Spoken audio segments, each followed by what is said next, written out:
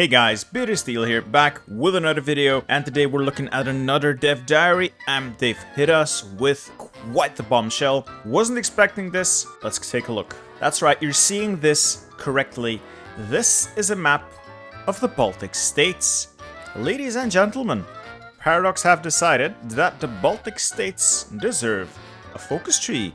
So let's take a look at that focus tree. I am very interested. And it looks like, just like the Chinese warlords, the Baltics will share some parts of their focus tree. Specifically, the industry branch on the left here is shared among all three states, as well as the communist path also being shared across all three states. And then there are other options that will be unique to each country, though those have not yet been revealed. Very interesting. I am intrigued. I'm curious what they have in mind for each country. But let's take a look at the industry path first. Since all three of the Baltic nations were in somewhat of a similar economical situation, this tree is the same for all three countries. It relies heavily on foreign investment and equipment for both your industry and armed forces. You will have to make your choices here if you want to get your economy up and running. Fortunately, you don't always have to make choices that are difficult. There are also paths that are not mutually exclusive. For instance, the attract workers path will just give you straight up economic bonuses as you start to put your country back together. Let's not forget the Baltic nations were very young at this point, having been ripped free from the Soviet Union and the German Empire. They had their work cut out for them to make their country viable. And by finally modernizing your industry and getting yourself some natural resources along the way, you will be able to become more self-sufficient and reduce your reliance on those foreign powers to fuel your war machine. For the countries of Estonia and Latvia, that means you can develop your on-map resources. Lithuania doesn't actually have resources, I believe, but they are a very agrarian country, meaning they are very reliant on agriculture, and they will start the game with a variant of the agrarian society national spirit, you know, the one that plagues India. But apparently it could be turned into something very beneficial via the industrial tree, which I assume from reading this will have slight variations of the effects based on what country you're playing, even though they are identical trees. As you can see here on the left, this is the Lithuanian version of developed natural resources,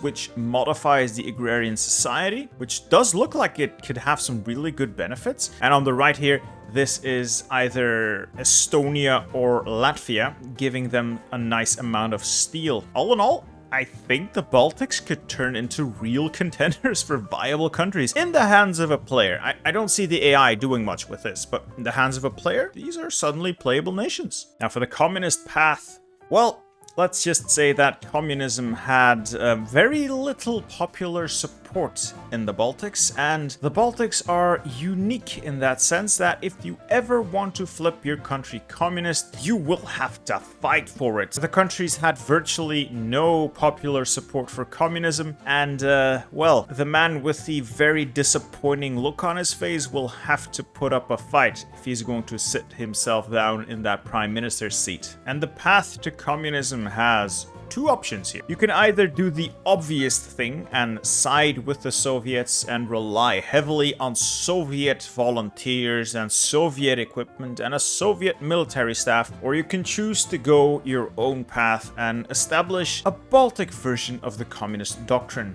And along the way, each has its advantages and disadvantages. Let's keep going. Once you've finished your glorious revolution and your country is finally communist, you will have the option of re-establishing the socialist Soviet Republic of Lithuania and Belarusia. The country only existed for about 5 months during the Lithuanian-Soviet War of 1919, and it was dissolved right after the Poles walked in and claimed the territory. Upside of this is, if you side with the Soviet Union, they will give you the Belarusian territory that they control and any parts that you might still require after the Molotov-Ribbentrop Pact has gone into effect. If you have instead decided to go your own way with Baltic communism, you will have to fight for it. Fortunately, that does not mean you need to go to war with the Soviets. No, they've come up with a very ingenious system. On map decisions, the conflict will be decided through the very same mechanics currently used in the Spanish Civil War. After having taken the appropriate focuses, a timer will start, as you can see here on the left. Once that timer finishes, a civil war will erupt in the territories of Belarus over who gets to decide the course of Belarus. And depending on the influence that you have acquired in that country through the on-map decisions, the strength of both sides will be determined. One side will choose to be annexed by the Soviet Union upon conclusion,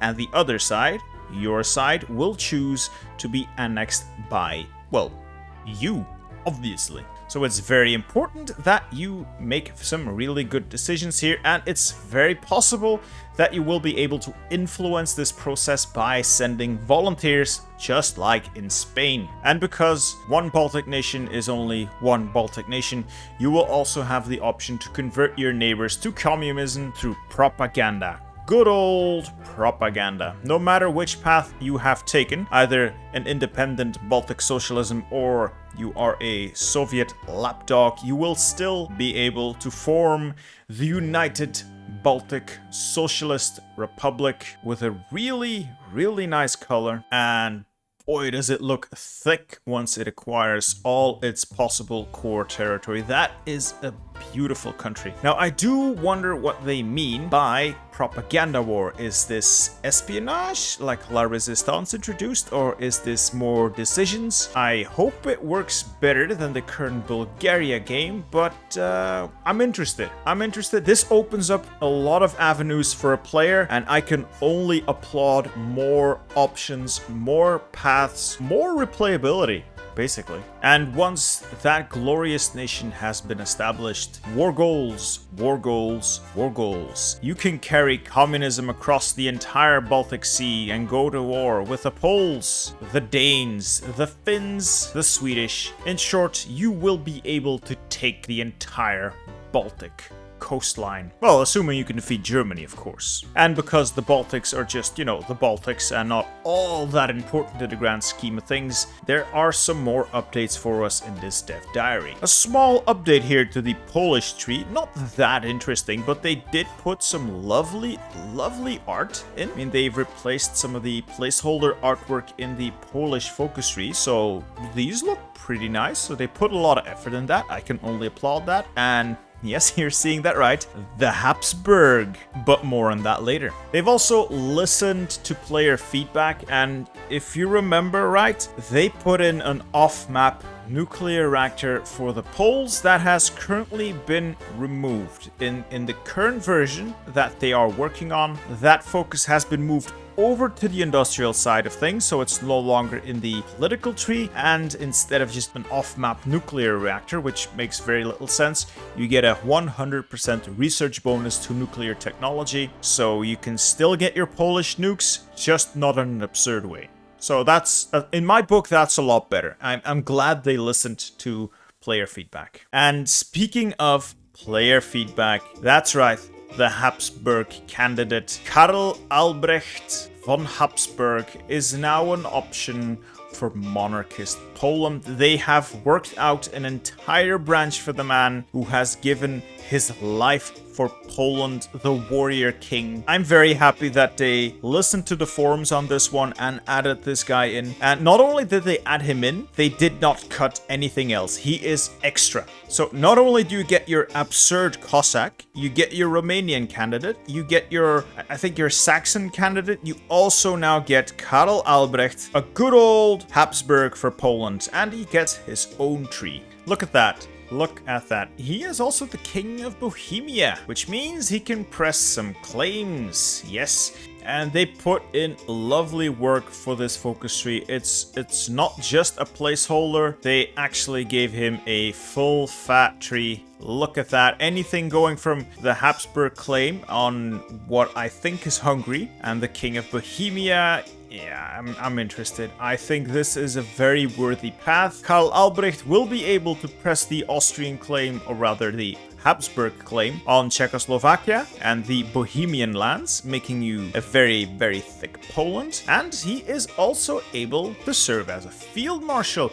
because his life was spent in service to the Polish army. He will give certain buffs to the military, which makes sense, but he will also be available as a field marshal with some unique traits. I am looking forward to having this man lead my armies to victory. And while we're leading our armies to victory, we can have a chat with Horthy sitting on that throne. Yes, we can influence that other Habsburg realm. We can put some pressure on Horthy to step down in favor of Otto von Habsburg and force the Hungarians down their Habsburg path, which makes a lot more sense than just outright annexing Hungary because we have some far-flung claim on it. No, this is a lot more logical. We put one of our family members with a direct claim to the throne on the Hungarian throne. That is pretty cool and gives us an alliance, which I assume means a faction. And also part of this tree will be the relocation of your capital from Warsaw to Krakow,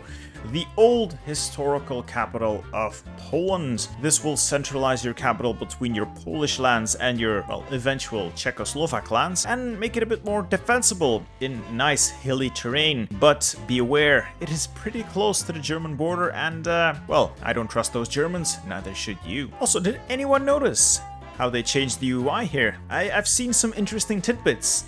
Not only did they change the button for infrastructure, it now only goes up to 5 instead of 10. Furthermore, up there are now new icons and new bars up there. You see that? I think that's supply with a certain capacity bar. So supply will be based on something, probably your industry, to give you a certain capacity that you shouldn't be exceeding. Same for convoys. Convoys are now not just a raw number that you can expend and you can keep building convoys. No, it looks like there's a certain capacity limit to it as well. And they've also removed, or rather moved, the army experiences.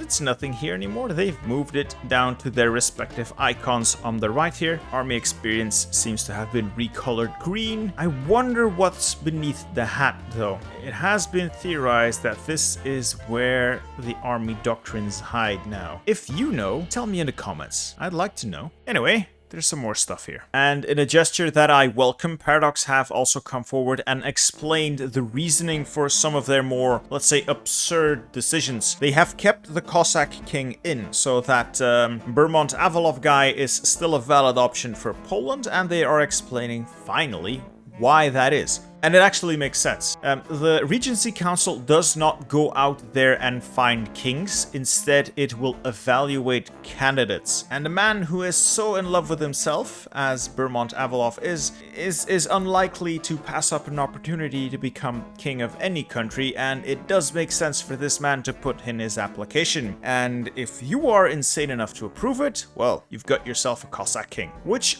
I can get behind. It's an option, and you don't have to go with it. The choice is yours, and I can only welcome more choice as long as it's meaningful choice. And then they send us off with a very, very interesting teaser. That's a man's hat. And I think next week we will be covering those individual political paths for the Baltics, because I think I recognize that hat. I'll leave it up to you. Tell me in the comments if you recognize this hat. I think I know, but I want to see if you guys know. Anyway, this has been our little quick recap of today's Dev Diary. I hope you've enjoyed this video. If you did, leave a like, consider subscribing and hitting that bell icon to be notified whenever I upload more content. And with that, I think we're done here. This has been me, Bittersteel. I'll see you in the next one. Goodbye.